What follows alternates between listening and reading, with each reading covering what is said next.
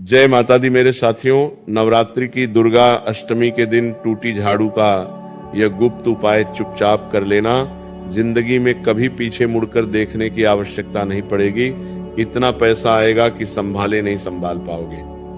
माँ दुर्गा और माँ लक्ष्मी आपके जीवन में सुख, शांति और समृद्धि की वृद्धि करेगी। माँ लक्ष्मी, माँ दुर्गा आपके जीवन में धन दौलत की बरसात करेगी। इतना पैसा आएगा कि धन रखने के लिए तिजोरियां खरीदना पड़ेगी। जी हाँ दोस्तों, देखिए नवरात्र की दुर्गा अष्टमी यह कोई साधारण दिन नहीं है। इसे महाअष्टमी भी कहा जाता है। यानी कि नवरात्र के 9 दिन एक तरफ, लेकिन दुर्गा अष्टमी का दिन एक तरफ। नवरात्र के 9 दिनों में सबसे महत्वपूर्ण और सबसे शक्तिशाली दिनों में से एक मानी जाती है दुर्गा अष्टमी। क्यों? क्योंकि यह दिन विशेष रूप से माँ दुर्गा के महागौरी और चंडी का स्वरूप की पूजा के लिए समर्पित होता है और इसे शक्ति, साहस, शुद्धता और दिव्य ऊर्जा का चरम बिंदु माना जाता है। जी हाँ दोस्तों, देखिए हमारे हिंदू सनातन धर्म में एक एक त्योहार को लेकर, एक एक व्रत को लेकर, एक एक उपवास को लेकर कहीं सारी बातें कही गई है। कैसे करना है, कब करना है, कहाँ करना है और इस उपाय को करते समय कौन से नियमों का पालन करना है, कौन सी सावधानियां बरतना है, कौन से संकल्प आपको लेने पड़ेंगे, ये सब बातें मैं इस वीडियो में बताऊंगा। जी हाँ दोस्तों, हमारे शास्त्रों में एक बात और बताई गई है कि दुर्गा अष्टमी के दिन का सबसे बड़ा महत्व यह है कि पौराणिक मान्यता के अनुसार इसी समय माँ दुर्गा ने राक्षसों के विनाश के लिए अपने उग्र रूप को प्रकट किया था और यह वह क्षण था जब बुराई के अंत की शुरुआत हुई। इसीलिए दुर्गा अष्टमी को अधर्म पर धर्म की विजय का प्रतीक भी माना जाता है। अब देखिए धार्मिक दृष्टि क्या कहती है, हमारा शास्त्र क्या कहता है, ये बात आप ध्यान से सुनिएगा कि दुर्गा अष्टमी के दिन लोग अपने घर में कन्या पूजन भी करवाते हैं। इस दिन कंजक पूजा का विशेष महत्व है और हमारे हिंदू सनातन धर्म में कन्याओं को माँ देवी का दर्जा दिया गया है। माँ देवी का रूप माना गया है एल, जिसमें छोटी कन्याओं को माँ दुर्गा का रूप मानकर उनका पूजन किया जाता है, उन्हें भोजन कराया जाता है और उनका आशीर्वाद लिया जाता है।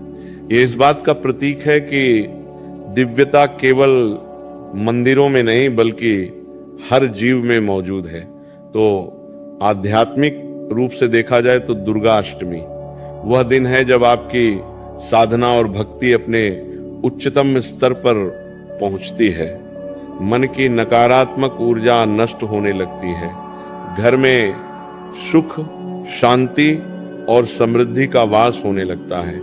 घर और जीवन में सकारात्मक ऊर्जा का प्रवेश होता है।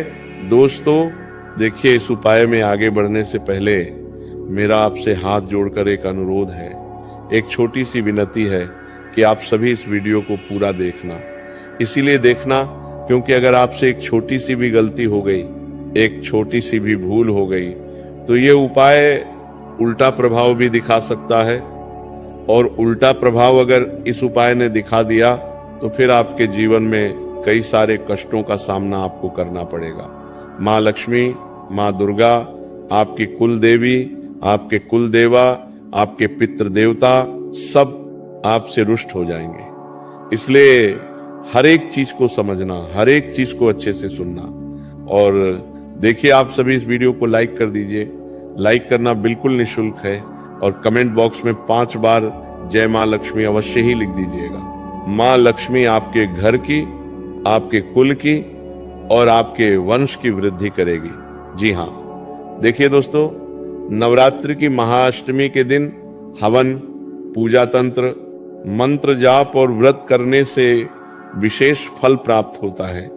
ऐसा माना जाता है, हमारा शास्त्र ऐसा बताता है कि इस दिन की गई प्रार्थना जल्दी स्वीकार होती है और माँ दुर्गा अपने भक्तों की मनोकामनाएं पूर्ण करती हैं। तो अगर सरल शब्दों में समझें तो दुर्गा अष्टमी शक्ति का जागरण है।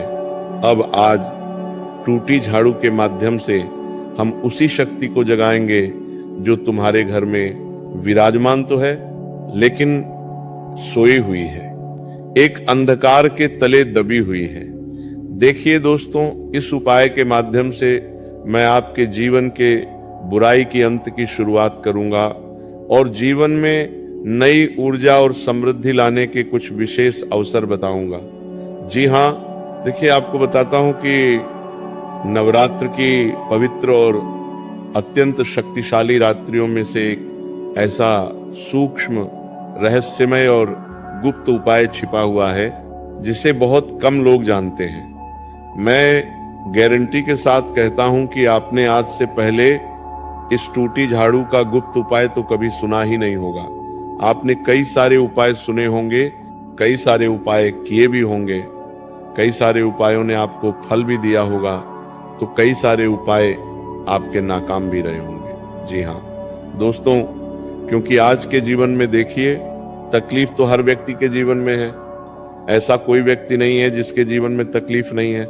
कोई धन को लेकर परेशान है, यानी कि हाथ में धन आता तो है लेकिन टिकता नहीं है। इंसान कोहलू के बेल की तरह दिन रात मजदूरी करता है, दिन रात भागदौड़ करता है, पैसा कमाता है, परिवार का पालन पोषण करने के लिए परेशान हो जाता है, एक एक कमाने के लिए, लेकिन फिर भी धन हाथ में नहीं टिकता है। ईमानदारी का पैसा भी कमा रहा है और मेहनत भी कर रहा है, और इतना सब कुछ करने के बावजूद भी जब पैसा नहीं टिकता है तो इंसान अंदर ही अंदर टूट जाता है। फिर वह खुद की किस्मत को कोसने लगता है, फिर वह भगवान को कोसने लगता है कि तुमने मेरे जीवन में इतनी परीक्षा क्यों लिखी है, मुझे पैसा प्राप्त क्यों नहीं हो रहा है। जी हाँ, अब कुछ लोग पैसों के लिए परेशान हैं, तो कुछ लोग घर के पारिवारिक क्लेश और विवाद से परेशान हैं कि आए दिन घर परिवार में छोटी छोटी बातों को लेकर तो तू मैं होती रहती है। कभी परिवार का कोई व्यक्ति छोटी सी बात को लेकर घर का माहौल बिगाड़ देता है, कभी घर की महिलाएं आपस में ही लड़ाई झगड़े करने लग जाती हैं, कभी घर में भाई बहनों के बीच में बनती नहीं है, कभी भाई भाई के बीच में झगड़ा हो जाता है। कभी कभी पैसे को लेकर परिवार में भी विवाद की स्थितियां बन जाती हैं, कभी जमीन जायदाद को लेकर विवाद की स्थितियां बन जाती हैं। सब कुछ अच्छा चल रहा होता है, पूरा परिवार एक थाली में बैठकर रोटी खा रहा होता है, लेकिन अचानक उसी थाली का निवाला लोगों के लिए कब एक महामुकाबला बन जाता है पता नहीं चलता है। तो देखिए, अब आप में से कई लोग होंगे जो पारिवारिक कलह से परेशान होंगे। अब दोस्तों, कुछ लोगों के जीवन में बीमारियों की भी बहुत समस्या रहती है, यानी कि अस्पताल, गोली, दवाई में इतना पैसा खर्च कर देते हैं कि कमाई हुई सारी पूंजी उसी में चली जाती है शरीर में से। बीमारी खत्म होने का नाम नहीं ले रही है, एक रोग हटता नहीं कि दूसरा रोग शरीर में प्रवेश कर जाता है। कई बार हम डॉक्टर को दिखा देते हैं, बड़े बड़े हॉस्पिटल में चले जाते हैं, डॉक्टर कहते हैं कि बीमारी तो कुछ नहीं है, लेकिन फिर भी पता नहीं जो हम दिन रात मेहनत करके कमाते हैं वह सब कुछ अस्पताल और गोली दवाई में चला जाता है। कोई लोग गंभीर बीमारियों से पीड़ित है, तो कुछ लोग अभी भी मानसिक रोग के तले दबे हुए हैं, तो कुछ लोगों के जीवन में विवाह को लेकर भी कई सारी समस्याएं चलती रहती हैं। विवाह की उम्र हो गई है, लेकिन अभी तक विवाह के रिश्ते कहीं जुड़ नहीं पा रहे हैं। जब भी किसी व्यक्ति से कुंडली मिलवाने जाते हैं तो कुछ ना कुछ ग्रह, कुछ ना कुछ दोस्त तकलीफ दे ही देते हैं। कभी वर की कुंडली में समस्या आ जाती है, तो कभी वधू की कुंडली में समस्या आ जाती है। विवाह की उम्र निकाली जा रही है, रिश्ते आते आते रुक जाते हैं, या रिश्ते की बात पक्की होने लगती है तभी अचानक रिश्ते तोड़ जाते हैं। आपके जीवन में भी कई बार आपने ऐसा महसूस किया होगा। और फिर होता क्या है कि जैसे जैसे विवाह की उम्र निकल जाती है, इंसान अंदर से अकेला पड़ने लगता है, कमजोर होने लगता है, टूटने लगता है और परेशान होने लगता है। तो दोस्तों, ये जो उपाय है, ये उपाय आपके जीवन की सभी समस्याओं का निवारण करेगा। सिर्फ एक समस्या नहीं, बल्कि अनगिनत समस्या। अब देखिए, कुछ लोग अपने पितृदोष को लेकर भी पीड़ित रहते हैं कि जब घर में पितृदोष होने लगता है तो घर परिवार में अक्सर लड़ाई झगड़ा, क्लेश होता है, जो घर की महिलाएं होती हैं वो संतान सुख के लिए तरस जाती हैं, मन्नतें मांगते हैं, मंदिरों में जाकर बड़े बड़े डॉक्टरों को दिखा देते हैं, सब उपाय, स्वतंत्र मंत्र, क्रिया विधि सब करवा लेते हैं, लेकिन संतान सुख नहीं मिल पाता है। तो इस उपाय के माध्यम से आपको मैं संतान सुख की भी प्राप्ति कराऊंगा। जी हाँ। अब दोस्तों, मेरा आपसे हाथ जोड़कर एक अनुरोध है कि जिस उपाय को सुनने के लिए आपने वीडियो को खोला है वह उपाय अब शुरू होने वाला है। यह उपाय केवल उन लोगों के लिए फलदायी होगा जो इसे पूरी श्रद्धा, पूरे विश्वास और शुद्ध मन से करते हैं।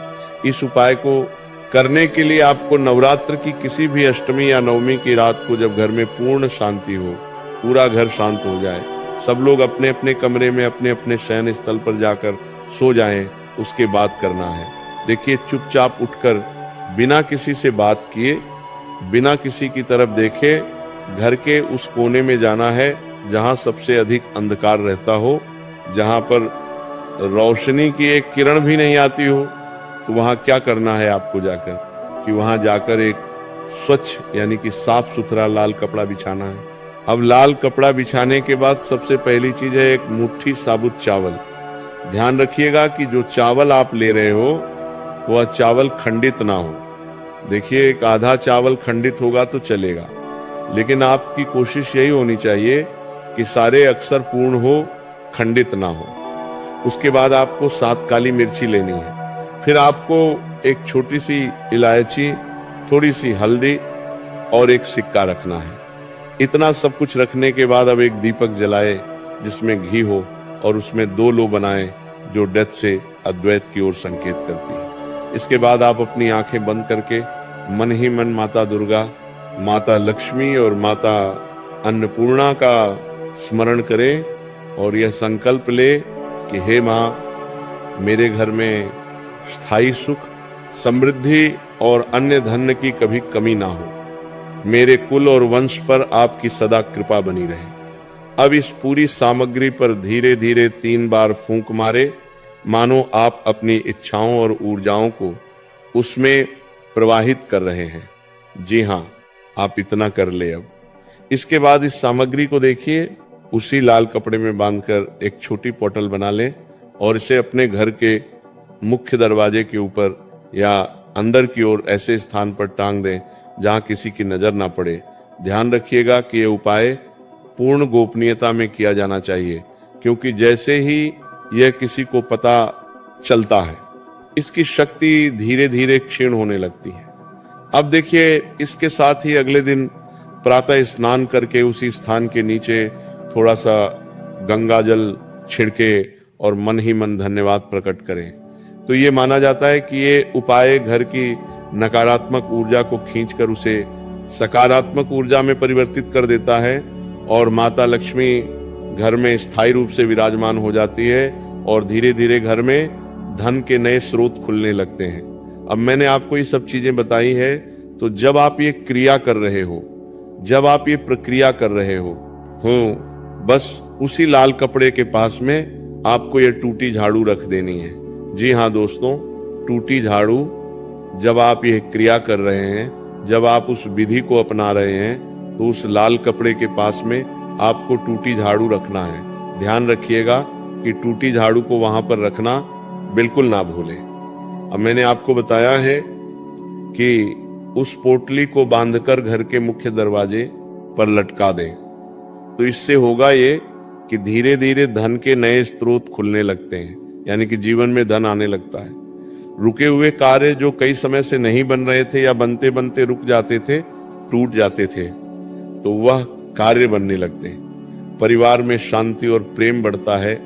जो तुम्हारी समस्या थी कि परिवार के लोग आपस में प्रेम से नहीं रह रहे, आए दिन लड़ाई झगड़ा क्लेश कर रहे हैं, तो परिवार में प्रेम शांति बढ़ती है।